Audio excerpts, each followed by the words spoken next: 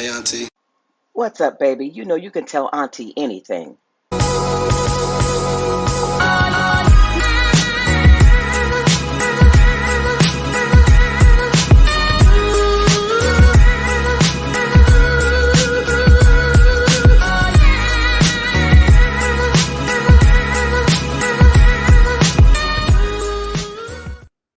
Hey, hey, hey! Hi, aunties! We are here. We are here. It's Monday night, 7 o'clock PST. And just like we promised, we are on the porch to welcome you to We Are Your Aunties. I am your host, Paige Means Hopper, the author of Healing the Wounds of American Slavery and the movement, Healing the Wounds of American Slavery. And so here we are once again, just for you, to bring you wisdom, bring you advice, bring you laughter, bring you tears, take you up, bring you down and back up again. And so I want to begin by welcoming our very special guest, Miss Eileen Wilson. Actually, she's Auntie Eileen.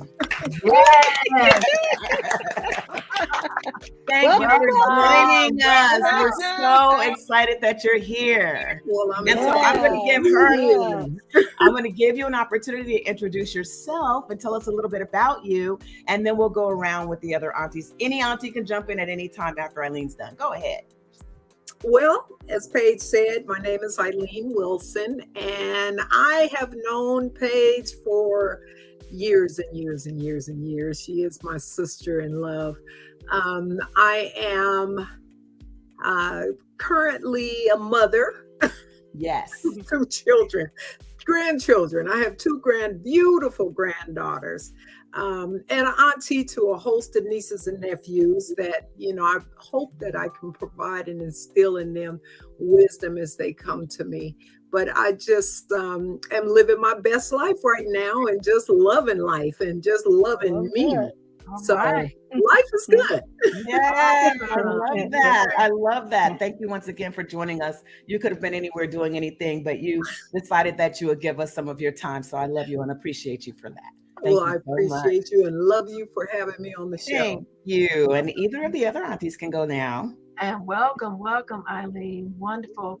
And hello, beautiful aunties. Hi. I am Auntie Rosemarie, and I am an auntie, which we all are, seasoned aunties, to give of ourselves, to give the gift that we've been blessed with, the wisdom, the knowledge, the tools, everything that you need, and to help you grow to be a better person and to pass it on, baby. Okay? So yes. I'm going to let Auntie Genoa get in there, but welcome. Thank you for coming tonight. Thank you, Auntie Rosemarie. Well, welcome, Auntie Eileen. It's good for you to join us.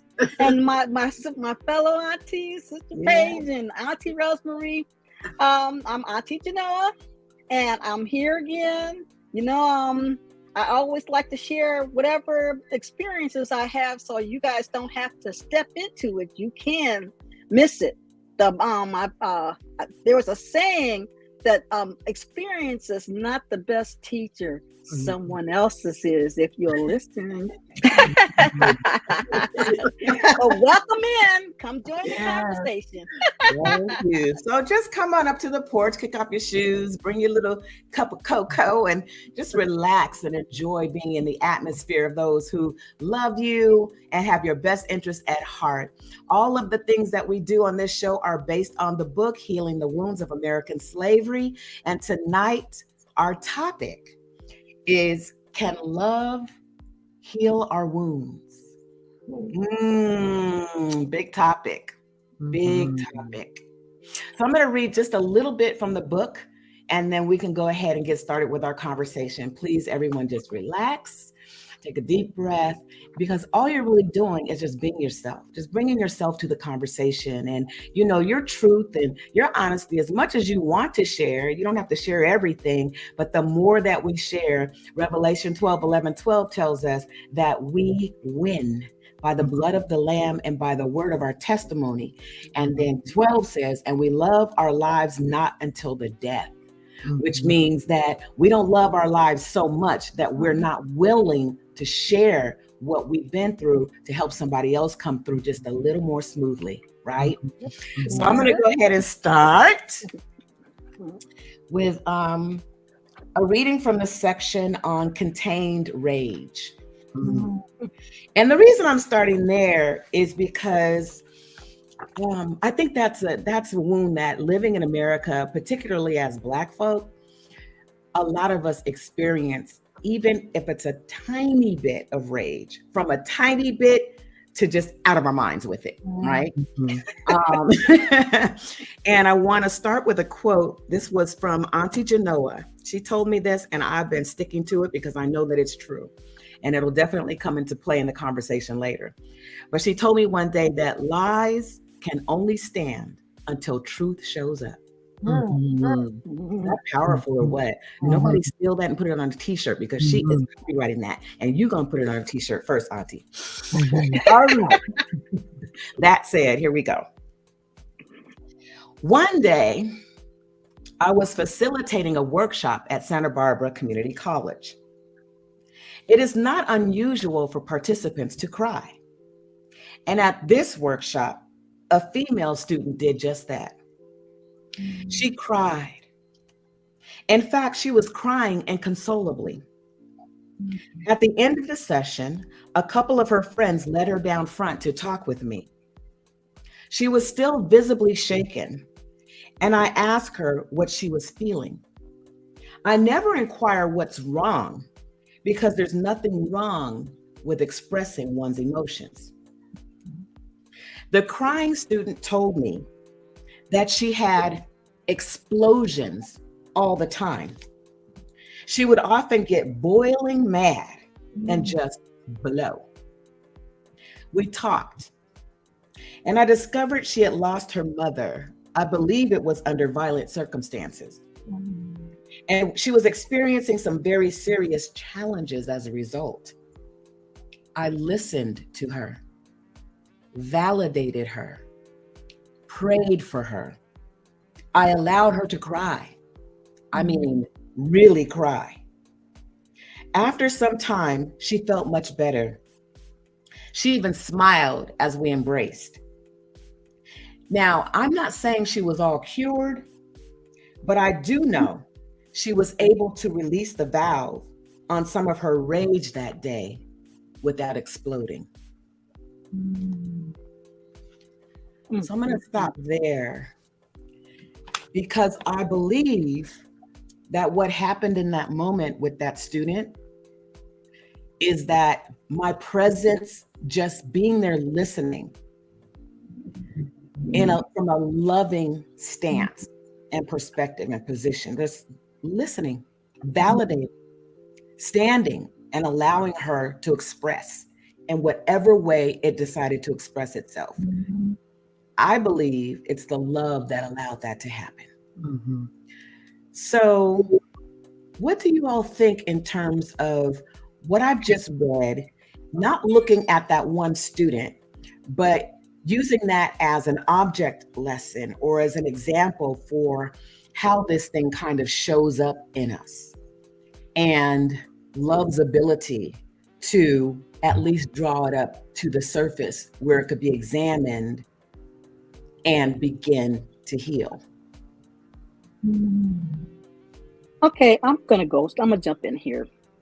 Okay, I drive for Phoenix Dollar Ride. I service a elderly, special needs, and a disabled community. And during the pandemic, it was really a mess. But I had passengers that they get on my unit and they are so upset. And it doesn't cost anything to be kind. And the main thing that they're stop being upset when they can find somebody to just listen and understand what they're going through. And I hug them, I'll pray with them, and I'll let them know I'm so sorry that happened to you. But mainly just listening help them, somebody to hear them, because I didn't realize how much discrimination that they experience, but it's really a lot. They are kind of regulated to children, and people don't listen to children much either.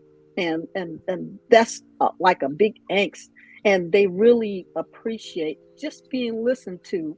And then during the pandemic, because no touch, just the hug, it went so far, and they felt consoled, because we're people, Right, before we're anything else.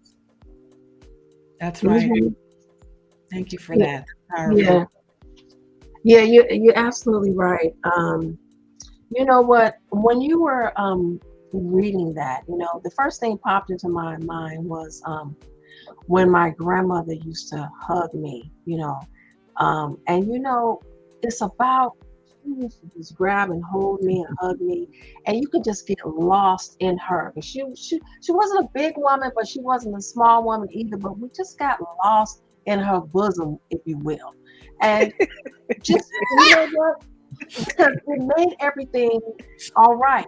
You can, you know, even when she's chastised you, and that was a big word, she would hug you and say it's be okay. And then she let me cry. She let me just say whatever I was gonna say, just like you said. And you can just feel the love. You feel validated. You do. You feel that, okay, it's gonna be all right. Grandma said it's gonna be all right. Mama said, that's why I just call her Mama. It's gonna be all right. So it's gonna be all right. So and even after the chastising, you know, you forget about that, and you go to the love because you want it, and she gave it freely. So it calms you down. It soothes your soul, you know, and it makes you feel better. It brings you to a level where you're saying, okay, it's gonna be all right. But so you need that. We all need it. We all need it. I agree. Full of sugar. I totally agree. And you know, God our Father chastises us too, because he loves us so much. He loves his children so much that he will chastise us. And if we're receptive to that chastisement, I mean, it just shows how much he loves us. It's like a big hug, or, you know, being pulled into your grandmother's bosom. But we have to be able to recognize that it's not anything. It's not a punishment. It's not a form of punishment or anything like that. It's pure love, you know. And I have gotten to the point in my life, I can't say that I've always known what love was, because I've been through trials and situations where it just was like I felt unloved. I felt, you know, totally like there was no one to listen to me. I mean, even in situations that I was in, I would try to verbalize how I was feeling, or the things that I was going through, the grieving that, you know, that was, my soul was just grieved, but nobody listened to me. I mean, they would hear it for a while, but as you're grieving, it's like it's almost like you feel like you have to repeat the story over and over and over and over and over to start feeling validated. So Paige, you validating this girl was what I profess every day. Every day I say, I'm going to purpose myself to be a kinder person. And 2, I'm going to let love lead the way. Yes. We have to let love lead the way. We have to. Everything else will fall in line. I mean, and all love is not the same. That's right. Come on with that. Yeah. That is the absolute truth. Yeah. Some love is tough. Some love is easy. Some love is harder than that. I mean, some of the emotions and some of the choices that we make as far as letting that kind of love lead the way, it can be tough. It really can be tough. I was telling the ladies before we began that I was reading out of the Bible, 1 Corinthians 13, and that's love is patient, love is kind. We all kind of know that one. I mean, even, you know, the world knows that, that whole section in a sense. But there was one thing that stuck out to me, and that was 1 Corinthians 13:6. And I'm paraphrasing, but essentially what it's saying is that love favors the truth. Absolutely. Love is searching for justice. Love is searching for righteousness. Love is searching for the absolute. None of this gray matter, right? Because there's the truth, there's the black and the white of it, right? There's the truth and the lie of it. And then people say, well, there are gray areas to the truth. That's not true. No. The gray area is the situation that a person find themselves in. Yes. Black and the white is the lie and the truth of it. So when love goes searching for the truth, it will expose the lies. It will expose the truth. And it's looking for that justice, right? And if it doesn't find the righteousness and the justice in the situation, then like Eileen said, here comes the tough love. Because when that stuff comes to the surface, we've been hiding and masking and dipping and dodging. But then once love touches it, what did Genoa say? She said, lies can only stand until truth shows up. That's right. And love exposes truth. Yes. Well, then what are we going to do with the lie? That's the thing. So we're talking about, can love heal our wound? So let's talk about, we've already talked about what love is essentially. Let's talk about the wounds that we're expecting love to heal. Because there are some very specific wounds that we're talking about here that pertain to us as the descendants of the enslaved, right? So the first is fear. And there's contained rage, jealousy, self-hatred, damaged belief system, under and overachieving, mental illness, grief and brokenness, death, and that doesn't have to be a physical death all the time, death of dreams, death of trajectories, death of communities, and then the last is masking and pretending.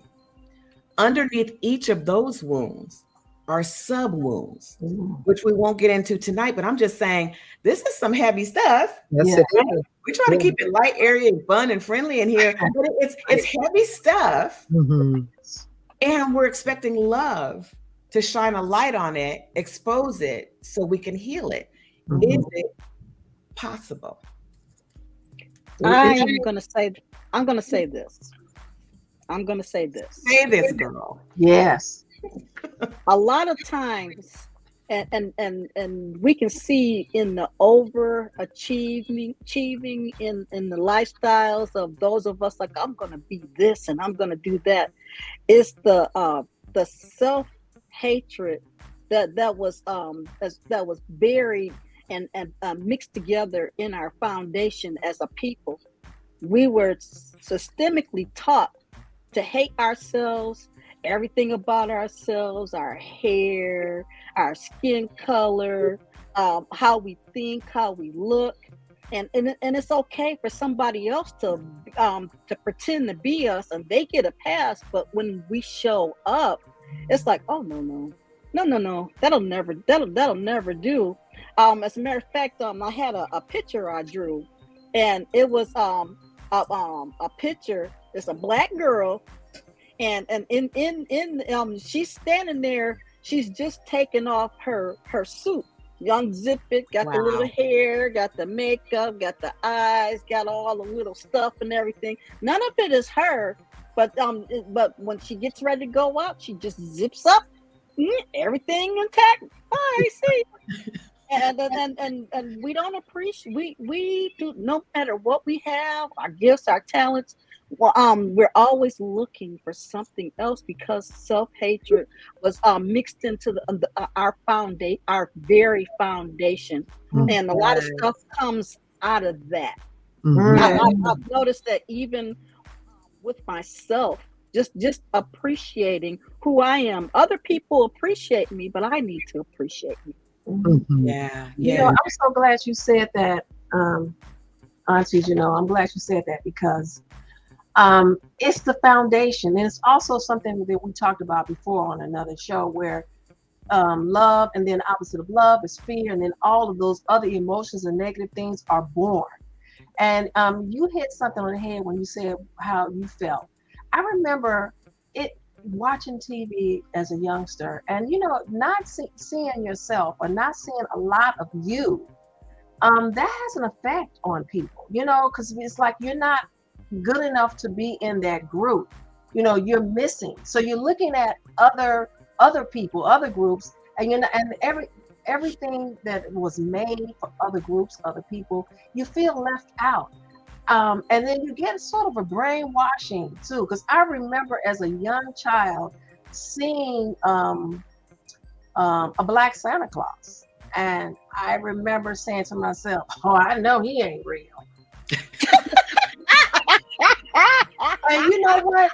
It's sad. It was sad to say. I mean, when I go back and look at that was awful for me to even feel like that, because we're missing. And when somebody finally shows up, I should have been grateful. I should have been, whoa.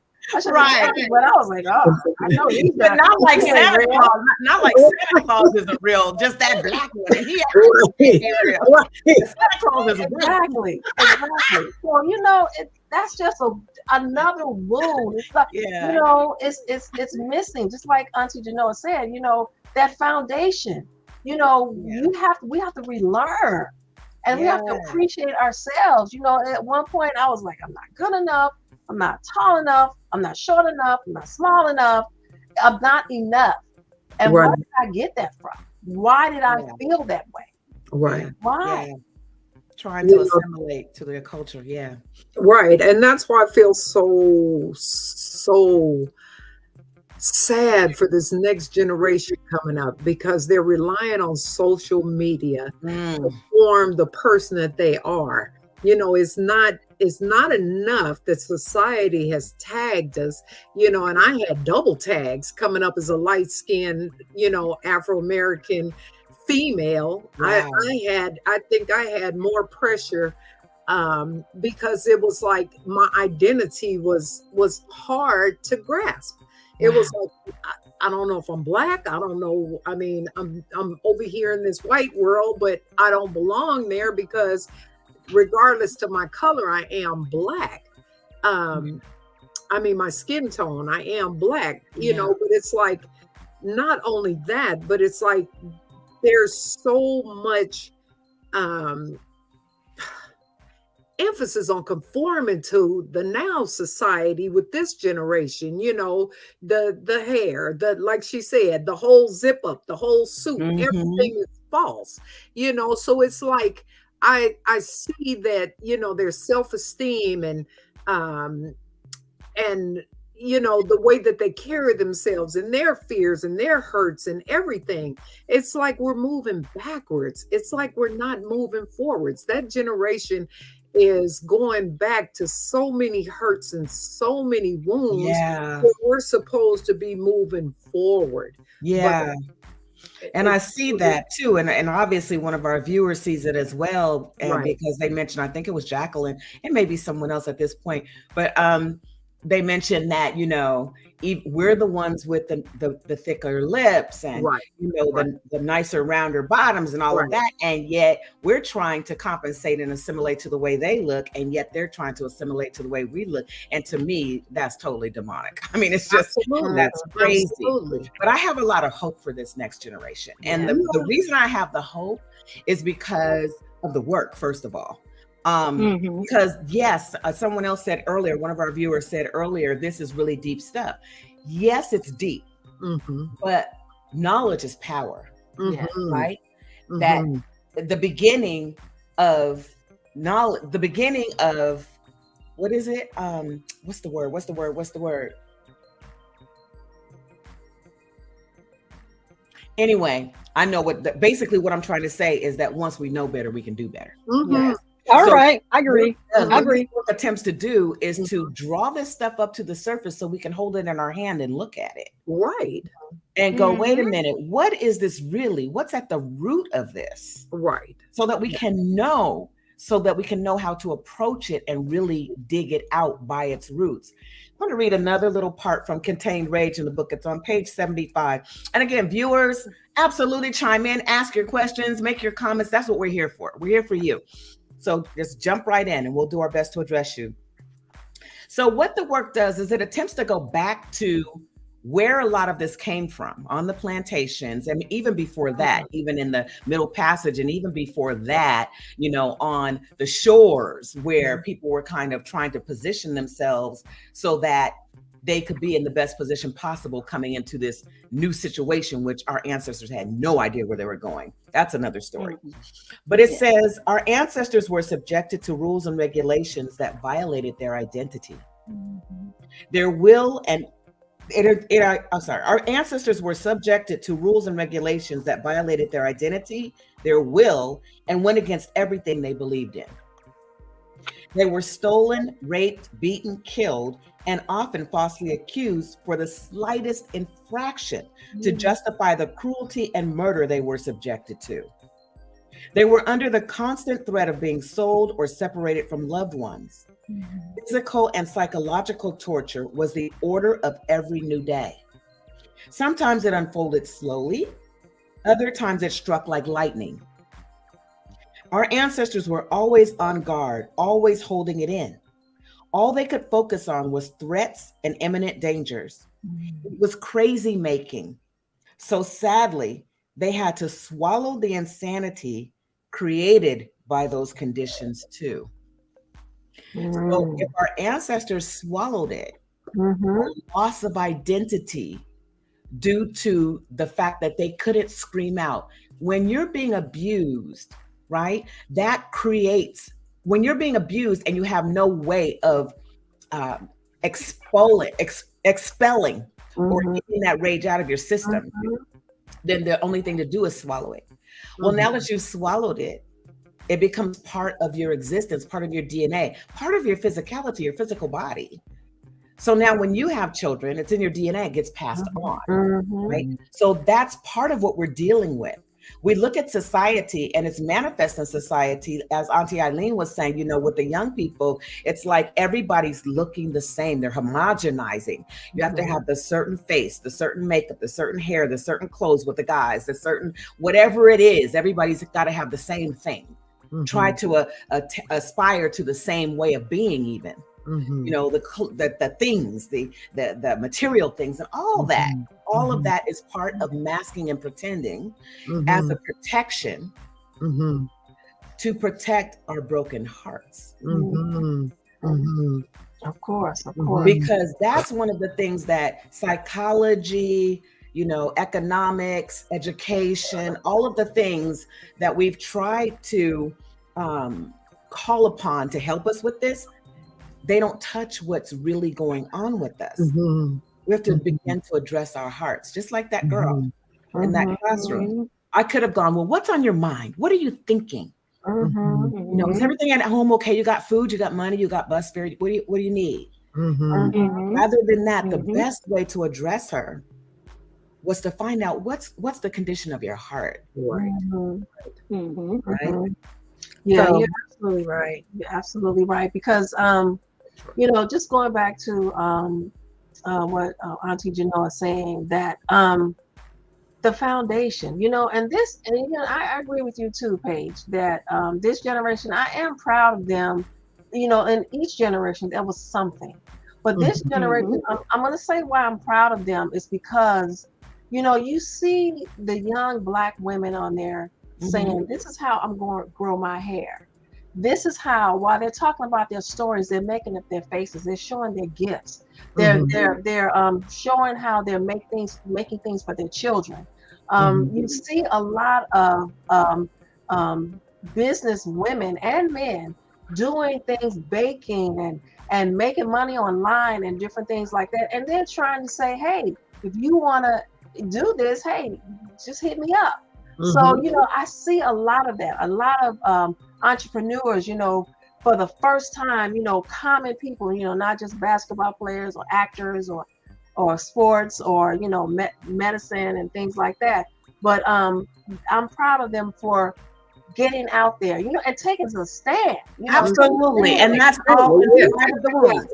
And that's all in spite of the wounds. So imagine how much more powerful we will be And we don't have those wounds. Right. And in spite of it, I am proud of them that they're, and we've done that for generations. Yes. And the thing is that as we've done that on the surface, what's been happening underneath? And so it's about trying to get to the root of what that is and bring it out. And I'm amazed at some of the things that they can do in spite of what they're going through. I want to swing the conversation back around to the topic specifically about can love heal our wounds? And recently we had a really, vivid demonstration of that, right? With Damar Hamlin, the football player who died in front of the whole world on the football field, right? I have a lot to say about football and the field and that whole industry as well. I'll reserve that for a future show. But I want to point out that he did come through. And now we see pictures of him sitting up at his hospital bed. And the first picture that we see of him, he's doing this. Right? And then his mom is flanking him on one side. I believe it's either his dad or an uncle, male family figures flanking him on the other side of his hospital bed. And they have on these t-shirts that say "Love Damar" and then his football number 3. And I just think that's a demonstration of God showing us once again, you know, that it was love that healed him. And I don't know for sure, but I could almost guess. I would love to have a conversation with his mom. But I would almost guess the God that they were praying to bring him through. And I'm going to leave that right there. But it's the love. It's he was literally like, I know what brought me through. You know what? I agree with you, because I had I've directed a show, and this person is going to be named nameless, but they sat around and they said, you know, I've gone through a lot of my life, and I put a gun to my head, and a praying mother called and said, "How you doing, baby?" Say love, knowing something was wrong. Now, there's a level where you just know that something is wrong, that you got to call, you got to act. I don't know if you've been in that personally, but I have. And that made them put that gun down. And the love of my mother, you know, I couldn't do that to her. And I appreciate that. It was the love that the mother called, because something is wrong. You know, you can feel it, and that is love right there. You know, I remember my husband, I was I think I was eating or something, then I just stopped. I said, oh, wait a minute. I felt something was wrong. So I immediately went out and started walking around, and then he was looking just like something was wrong. I said, what happened? He said some homeless person threw an iron thing at him and was trying to chase him. And I was like, what? And I knew something was wrong. I knew, and I believe it's because the love that God gives us and the love that we have for our mate or our family, that's going to say, wait a minute. Nobody had to call me. Nobody had to text me. I knew. And that was love. I had to go find him, and he was happy that I came out. But he said, how did you know to come out here? Love is powerful. That's right. Come on, Auntie Rosemary. I tell you, I know about that, because I've been there.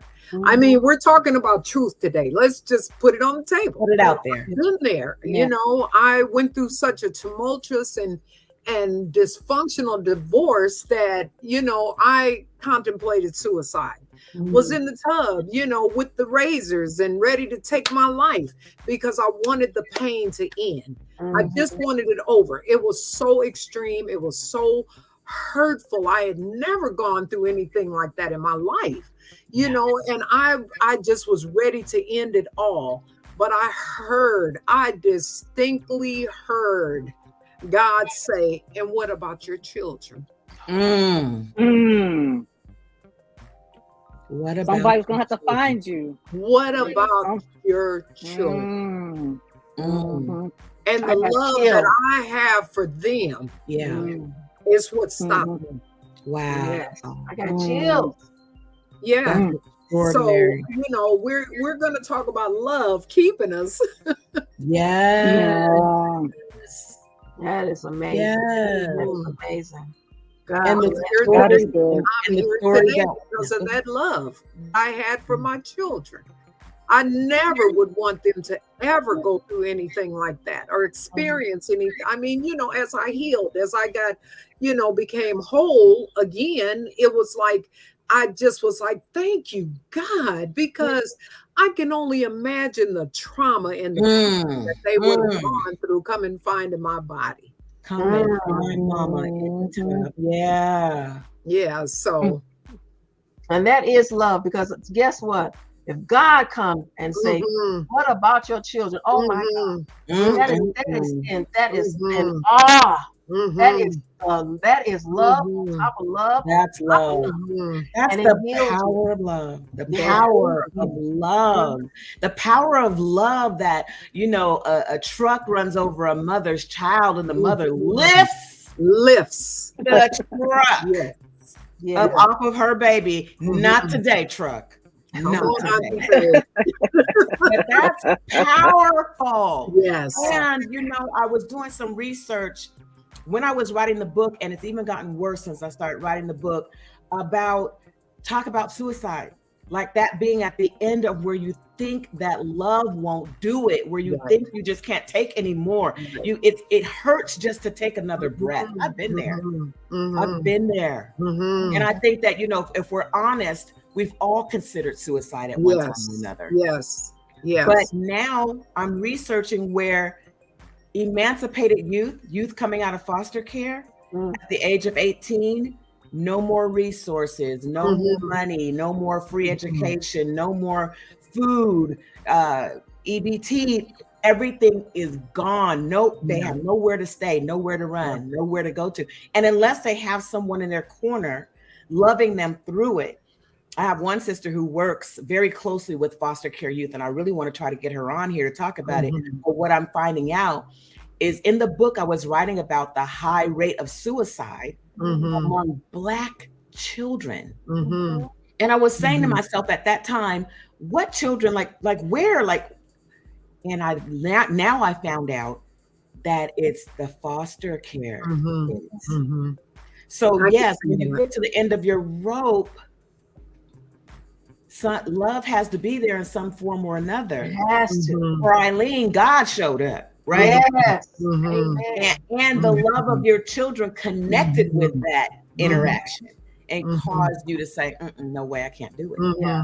But what if they don't have a connection with God? Number one. And then if they don't even have a human figure on earth, to be there, to support, to say, it's like Rose said earlier, come into my bosom, it's going to be okay. Because God invites us into his bosom, right? But if they don't have that source of that connection, or an auntie like one of us here, they just don't make it. So I just wanted to point out one thing that I was shown today when I was reading the scriptures. And it was that love, I think I said it at the beginning, that love is seeking out the truth, right? And then truth seeks out exposure. So when you apply love to a situation, the truth of that situation has no choice but to come up, right? And once the exposure shines a light on the situation, if you're involved in something that's not good for you, then you have a choice. Love will expose the truth will cause exposure, and now the thing is sitting in your hand, in your face. Right. Am I going to love myself enough? Right. Am I going to love the people around me enough, right, that I'm here to support, to let go of whatever the situation is that's causing that incongruency and that dysfunction and that destruction in my life? Am I going to let go of it, or am I going to embrace it? Because self-love is powerful. Yes. It governs every decision and every choice that we make. When we really have it and we really embrace it, But it takes like a cleansing. You have to get a lot of things out that other people have said about you, that this society imposes on us. Again, we talked about our beauty and, you know, our way of being, our skin color, our beautiful faces and features, and just our way of being in the world, right? And the more powerfully that we show love toward one another, the more that other ugliness just starts to dissipate. Yes. So we have to face what's in us, what's in front of us. But love applied to any situation is going to expose the truth. You know, the good news about this is there's a how-to, there's an in the know, and that's Healing the Wounds of American Slavery.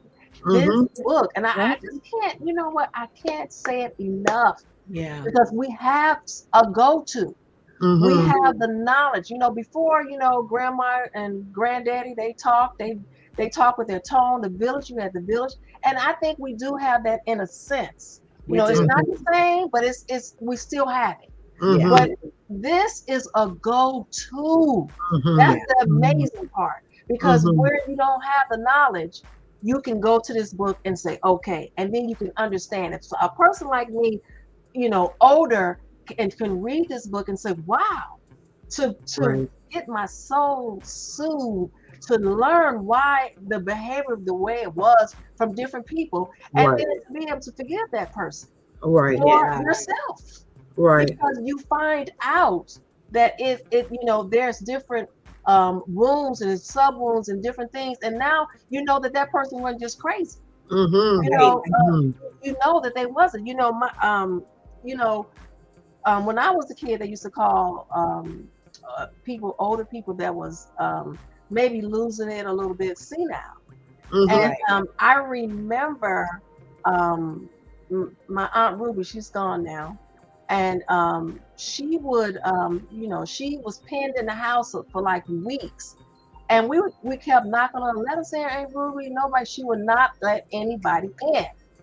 Finally, somebody got over there and found out that her husband was dead, and she's just been carrying on as if, because she loved him so much. She was carrying, but she had dementia. You know, we know today it's dementia, Alzheimer's, is different things. But she was allowed to have him. I mean, she was in the same house, and she was cooking, going about her daily activities as if he was alive. He was sleeping, and that's all she thought about. So, you know, you could tell the smell of the house and different things like that. The love kept her. This was my husband. She didn't realize, she didn't understand she knew the beginning and the end, but in the middle, she didn't understand. She didn't know that he had passed because of, you know, when she was, they said senile back then. So once they removed him and she was placed with another family member, what happened was she would ask, where's Uncle Bunny? And then one of the younger people said, oh, you know, he passed away. And she was like, she cried like she just heard the news, and she kept doing that. And then she would stop and wipe her tears, and then she would say, where's Uncle Bunny? Oh, you know, he passed away. Again, you know, because she loved him so much. But finally, they had to say, "Oh, he's at the store. He's at work. You know, he went on a trip. You know, to keep her, because of the love that she had for him. She relived the pain. You know, she just, like, for the first time. Right. So she had strong soul ties with her husband. And you know what's interesting is that we have soul ties with one another as well. You know, and so when we realize that, though, you said, you know, the knowledge, we talk about the knowledge, and that the scripture I was trying to remember is that knowledge is the beginning of fear. And when it's talking about fear, it's reverence, not fear, like, oh, I'm shaking my boots. Right. You know, knowledge is the beginning of fear for the Lord, reverence toward the Lord. But yeah, it's the soul ties is a whole other form of love. And we have to be careful with soul ties because they're real. They're very real. And when we connect soul ties with someone else, we have to know who we're connecting with. Absolutely. Because then, you know, their stuff becomes your stuff in a sense. Absolutely. Depending on the relationship and depending how close you get. And then, you know, when it's time to depart, you know, then if you understand that it's okay, there's the love for sure, But along with that love is like the glue that holds soul ties together. At least godly soul ties, right? Ungodly soul ties. I don't know what's holding that together, but some destruction and all that. But that glue that holds us together in love, right, is what really is going to, I think, begin to affect where we are. So when we think about the wounds that we desire to heal, I read all of the ones that are in the book. And there are so many more, because as you're reading the book or listening to it now, it's on audio, it's an audio book. Thank you, Jacqueline, for sending an incredible review about the audiobook. She said that it was just absolutely, she said everything was spellbinding, right? Like it just kept her attention to the point where when she left the book, she couldn't wait to get back. The same way, I'm not kidding. Like, it's really good. I'm not just saying that because it's mine. But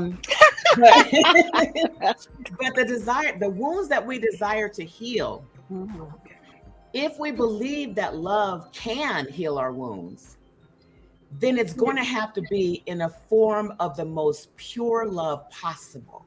Yes.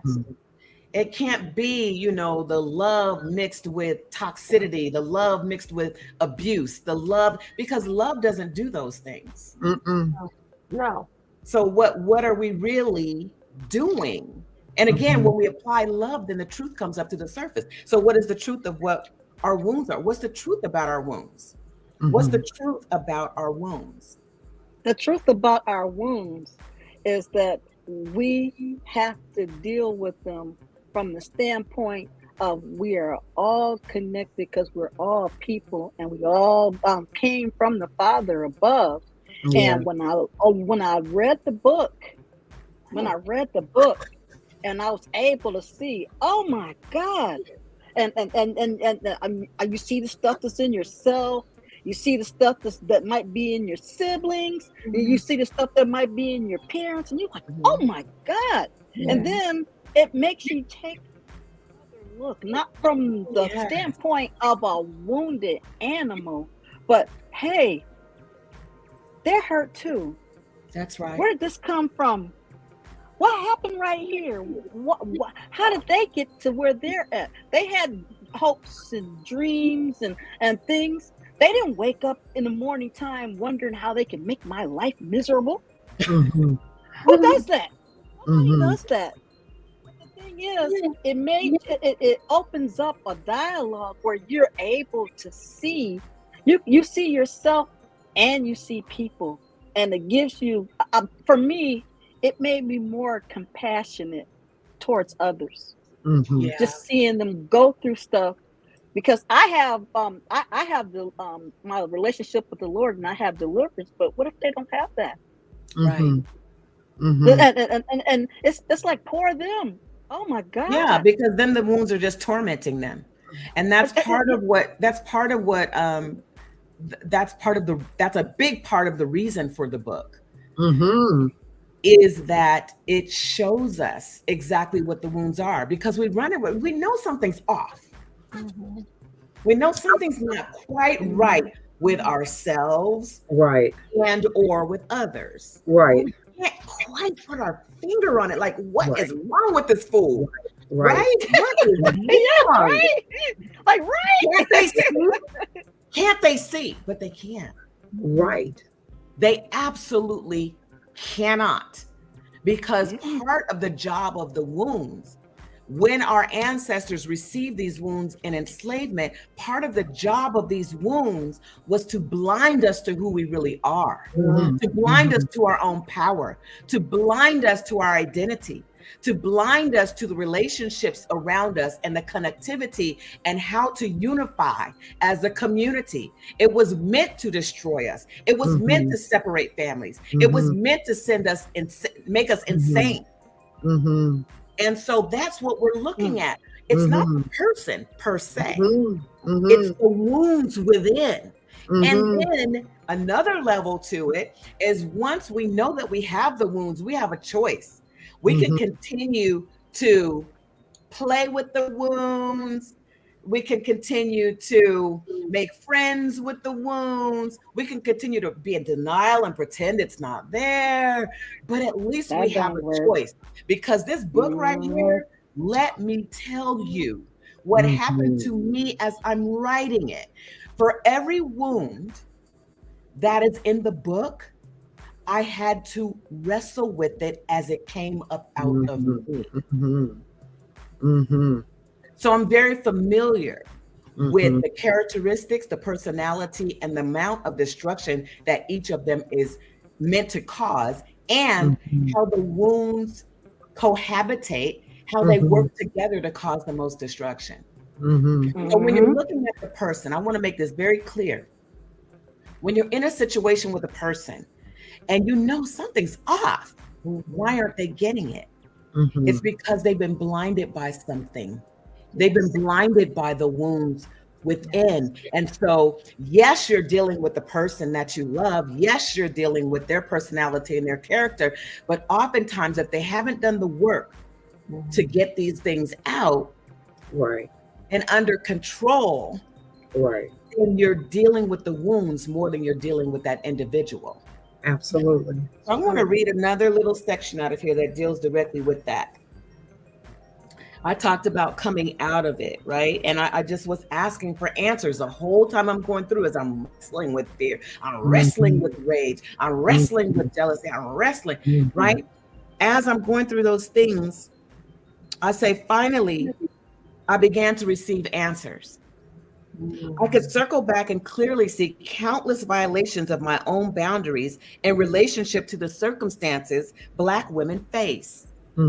My healing process was a deep, raging purge, with me crying, with me wailing, me kicking, me screaming, me choking, me coughing, me vomiting. I was releasing the contained rage I felt literally. I felt and experienced this. Not only the destruction of my ancestors' lives, but the overwhelming pain that had been passed down and stored in the deepest parts of my own being. So crying was the first valve that opened to release my deep rage. We need to be able to cry out in defense the moment rage attempts to surface. And as God allowed all the rage in me to come up, as I said, I cried, I wept, I wailed. I thought it would never end. Like Eileen was saying earlier about the pain. Like I needed to end. Now I know that my sorrow was being acknowledged by God.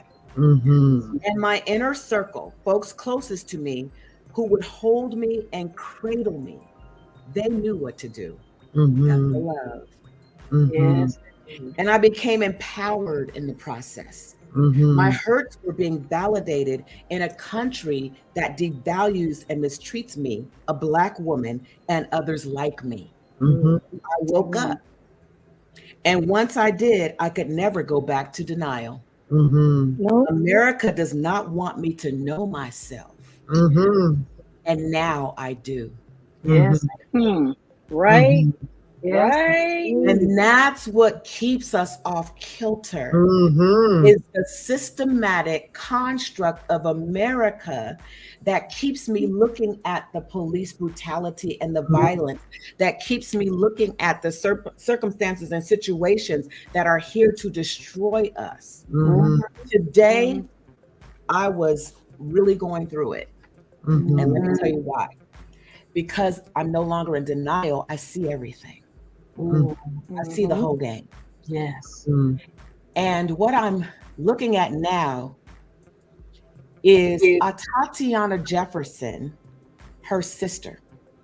Tatiana Jefferson, if y'all recall, is the young woman in Texas who was at home in her own bedroom playing games with her nephew, her 8-year-old nephew. And a police officer came around to the back of her house based on a care call or whatever you call it, right? Yes, pulled his gun and shot this young woman to death in her own home. with her 8-year-old nephew right there, watching it all.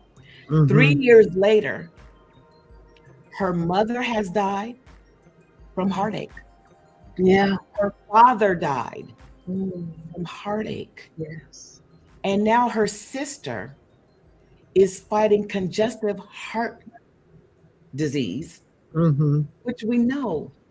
Yes. It's a disease of the heart. It's heartbreak. Yes. And she's 33 and she's dying. They didn't expect her to make it through last weekend. And now she's in hospice. This is the mother of the child, the 8-year-old who's now 11 and just ended up having to testify in the trial of the murder of his auntie. These things are here to destroy us. Yes, yes, agreed. But we have to stop scrolling past. We have to look. We have to watch. There's someone who, I posted that in the village, and there's someone who responded saying, we have to find a way to celebrate this. And I said, no, this is not a celebration. That's part of our illness. And it's not this person's fault. I've done it too, until I knew better. When you know better, you can do better. Right. But I said, no.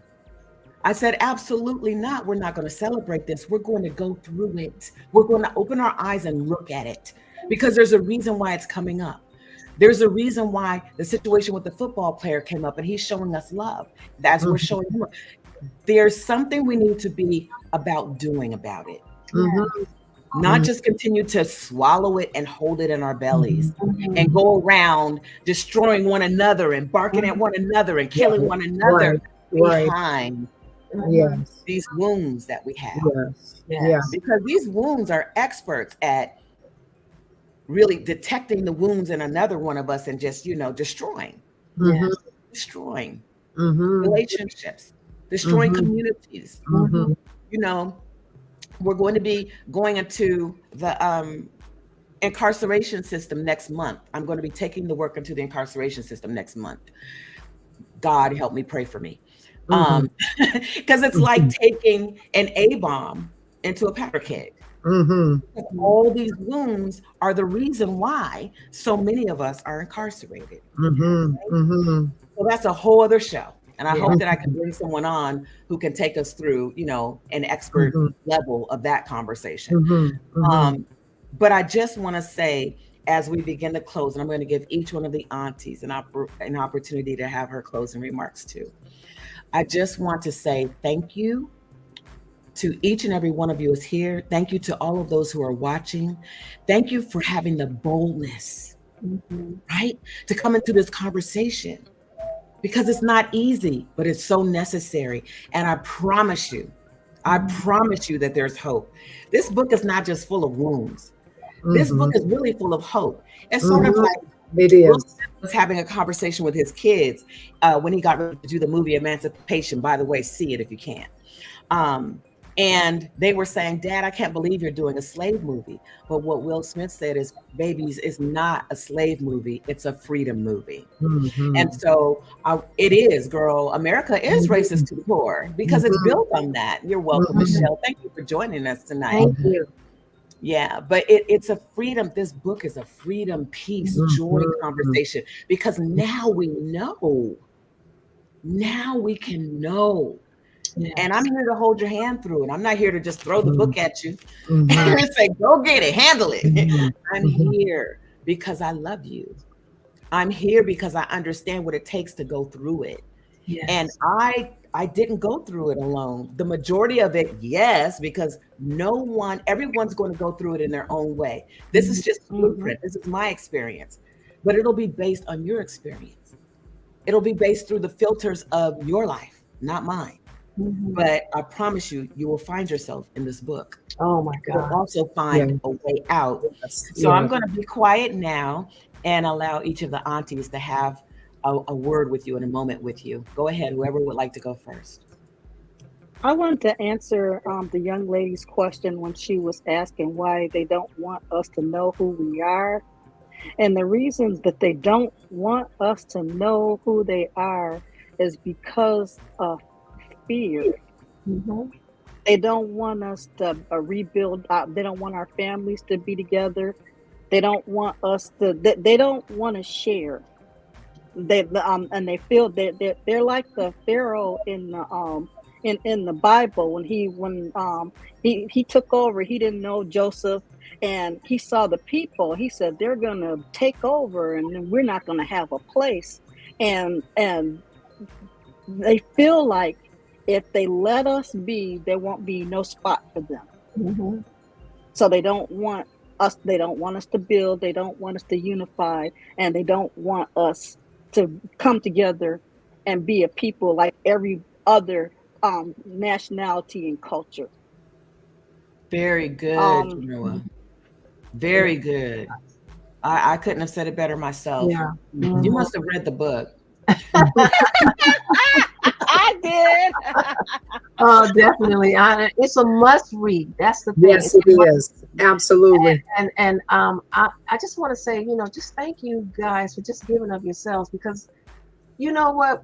I am free, to do this. When I say free, I am free, because this is something that we have to pass out. This knowledge is so important for people that feels hopeless, or they don't have hope, coming out of the foster systems, and they've catered, they've hugged you for 18 years, and then after you've thrown out, you have no hope, you have no training, you have nowhere to go.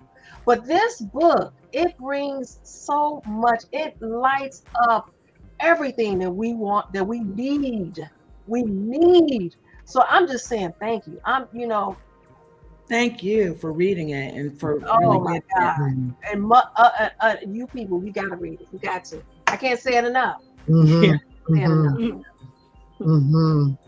Eileen? Well, I agree with all the aunties, because the book is very liberating. I mean, I read it and was very enlightened about the wounds that are still open in our people. So I'm just going to leave you as an auntie, just say, be kind. We have to love one another, because we don't know the wounds that are still open with everyone. I encourage everybody to read your book page, because like I said, I was very enlightened. I mean, I started looking at people in a whole different manner. Yes, you will. Because it's like, I can't get angry about them. They're just hurting. There's so many hurting people out in the world. And until they get the knowledge and can identify the wounds that they're fighting to heal, we have to just be kind and just love on them. And like I said in the beginning, we got to let love lead the way. That's right. Yes. That's right. That's right. That's so beautiful. That's so perfect. Be kind. As kind as, thank you so much for joining us for our robust discussion. And I just want to thank Auntie Eileen so much, sister, for coming on today. We so enjoyed you. We really hope that you'll come back again. We're going to invite you back again. Absolutely. We would love to have you come back. I mean, you just have so much wisdom. You've been through so much, but just the grace and the graciousness that it shaped you into, and just, the kindness and compassion in your heart, and just, the way that you interpret life is just refreshing. And I just so appreciate all the work that you've done, and that you're willing to come and share that and be transparent and vulnerable, because that's that what part. it takes. That's really what it takes, is for us to have these discussions openly. And so with that, as much as I hate to see my sisters go, I'm going to say good night. Thank you all for joining us. And we'll see you next week, Monday, 7 p.m. PST.